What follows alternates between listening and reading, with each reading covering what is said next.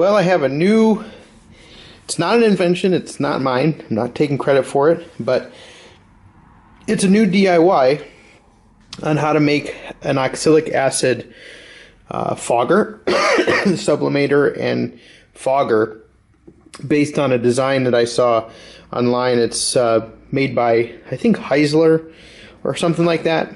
But my old design, which was not my design, but my old one, which was the small aluminum block, worked really well. But every time I was putting that in there, I smelled, I could smell the heat of the wood. Like anybody that knows me knows that I have an extremely strong sense of smell. I could just smell the wood getting hot. And it was really unsettling, knowing that I'm putting a really hot heating element into a beehive, and it's just an inch or two, if that, from wood, from dry pine that's coated in beeswax. So I set out to try to figure out a way to do it from the outside, and I was doing a few different designs, and then I came across this, and this is a really great design, but the problem is to buy one already built cost almost $400, not including shipping. So I'm going to kind of take you through on how I built this. All of the parts that you see here cost $50 or less. So, you know, if you have this stuff laying around, then, you know, that's great. The only thing I used that was laying around was the aluminum block that's in there. But I will try to put a link to all of the parts for you, or at least tell you what is on, or what the size of each thing is. So, all right, we'll just start from the beginning. So the main guts of this is a heating element, an aluminum block heating element. It's a 1/2 inch thick. That's roughly about 3 inches by 3.5 inches. So 3 inches by 3.5 inches. And as you can see, I have 2 heating elements, or 2 glow plugs. They're the AC Delco 60Ds that I used in my last build. And the holes that I drilled were, oh boy, I can't remember. Let's see here. I believe they were, I think they were the 7/32, if I remember correctly. But 7/32, and then of course I drilled a little bit of a larger hole for the collar. And then what I did was I drilled and tapped an 8/32 hole here and here for set screws. That way it'll keep the heating elements in. And the black drawing that you see there, that's kind of the rough idea of how deep the glow plugs were going to go in here. And then let's see if we can get a little bit of a better view here. I don't have my light on me. Let's see if this has, yeah, it still has power in it. Yay. Okay. So anyways, right there where you see the yellow spade connector, that is, let's get this in here. So that is the snap disc that I used in my last build. That's actually from the last build. And I'll try to get a link of that, but that's about $13. $13 or $14, that's included with shipping. But that one I drilled and tapped a 6/32 hole for both of them, because there's the mounting bracket. The holes are a little bit too small, so I had to tap a smaller hole in there. And that is then connected up to, you know, the power source. So how I have this wired is just a typical indoor extension cord, which I'm going to make longer. Then I have some clips on the end here. Goes in. This is a 4-inch drain tee.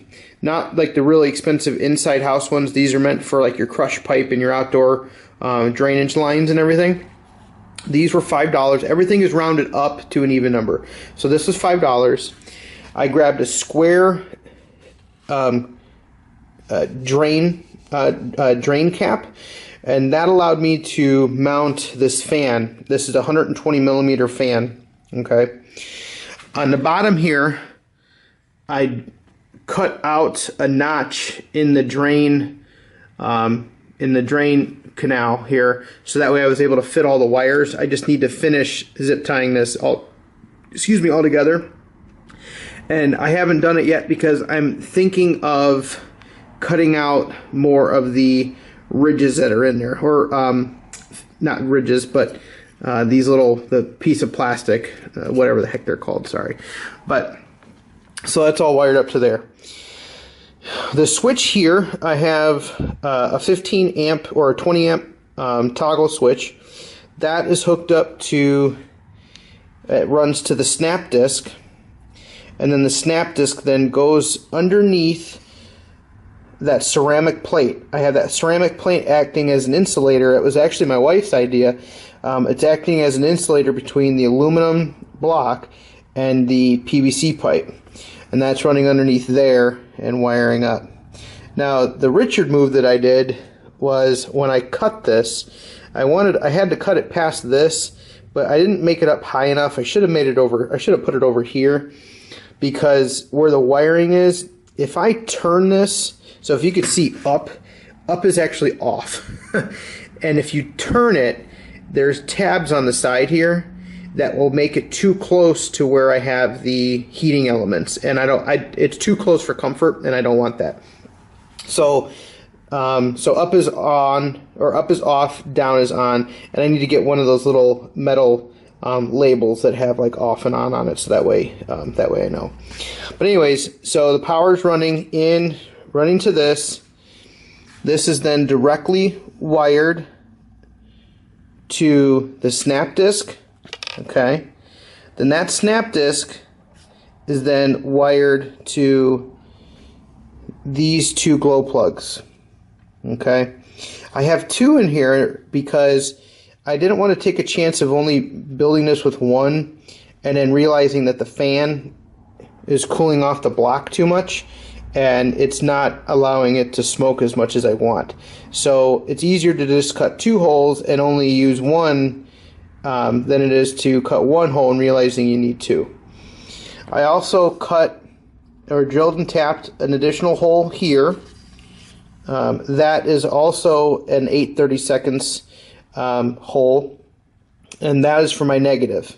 So the negative is hooked up to the block here, the positive is hooked up to the glow plug. Then the fan here is all wired together with, to the main power supply, but I want to be able to heat up the block without having to worry about the fan cooling it down in the initial stages. So what I installed is a momentary switch. Okay, so once I push it down, the fan turns on, and then I have it on when I need it to. I'd like to switch this out to a latching, but because the toggle switch here and this are so close in the inside, I need to find a latching momentary switch or non-momentary switch that is small enough to where it doesn't interfere with the electronics in here, and in that way I can just click this and leave it on and click it and turn it off. So. But anyway, so that's hooked up there, okay. And then the main part is on this guy's design, he doesn't really show you what he does. Like, you know that there's a fan in here, and you see that there's a pipe coming out the end here, but it doesn't show how it's hooked up. But you know that they're basic plumbing fittings. And instead, I could have gotten an end cap and drilled a hole out and then put a piece of PVC and try to figure that out. But I figured that it would cause too much gas buildup in here, and it would cause it to cool down too much and then just crystallize, and I would have too much residual acid crystals left in here. So I just grabbed a raised drain cap, and if you go over to the sink fitting section of Home Depot, you're going to see these simple plumbing fittings. And this is what it is.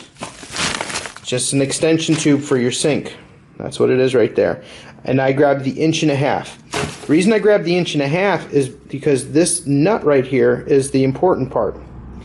So where this screws down and it would put tension on your other hose or your other tube, I cut the end of this out and then set it on the inside, and I essentially just hot glued it into place, and it's in there.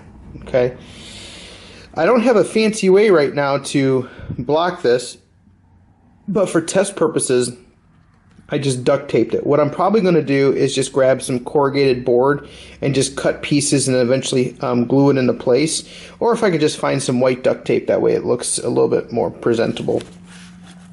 And then here I just took a clamp and I clamped down on the end here while I heated it up.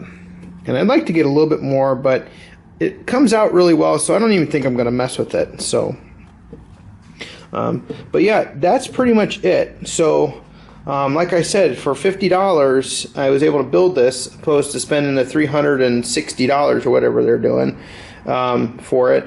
And you know, it took me probably total continuous 6 hours to make everything, and most of the time was drilling that out. And then I was originally going with electronic thermocouple or thermostats, and I had a little accident. I tripped while the power was plugged in, and all my electronics fried while it fell.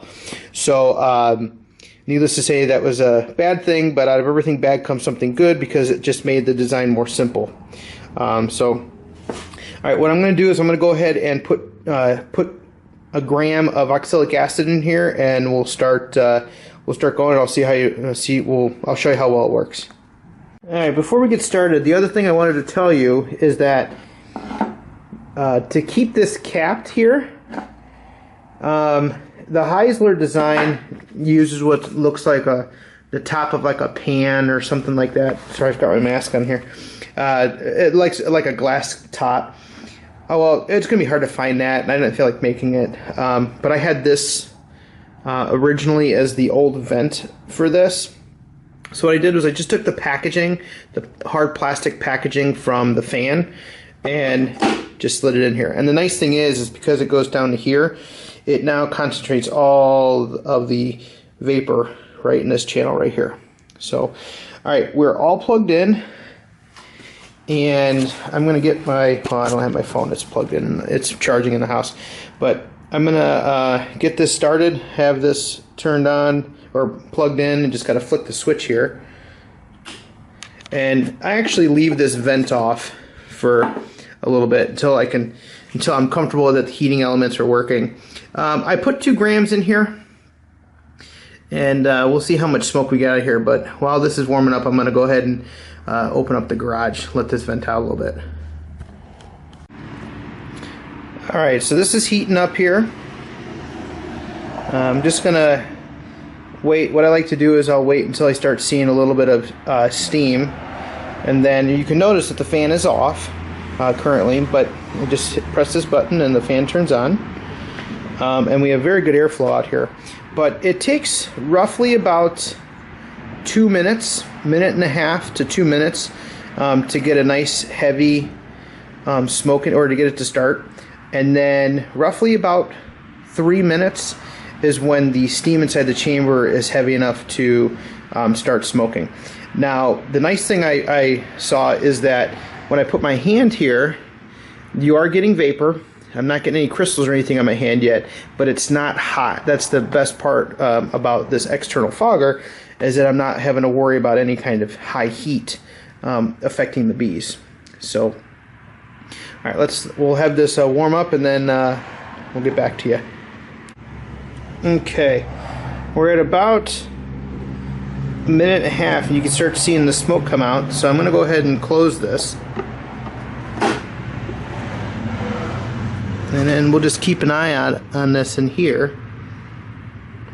I'm going to go ahead and put on my mask. Ready, I can start seeing the smoke coming out of the side here. That's my sign. And I sure do hope that you can start seeing the smoke here.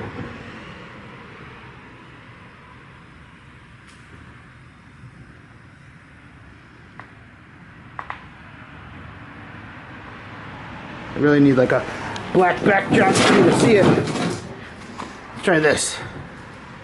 There, you can see the smoke coming out now. There we go. And we're at about 4 minutes.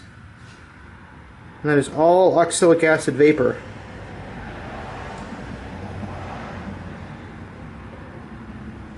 That's coming out pretty thick.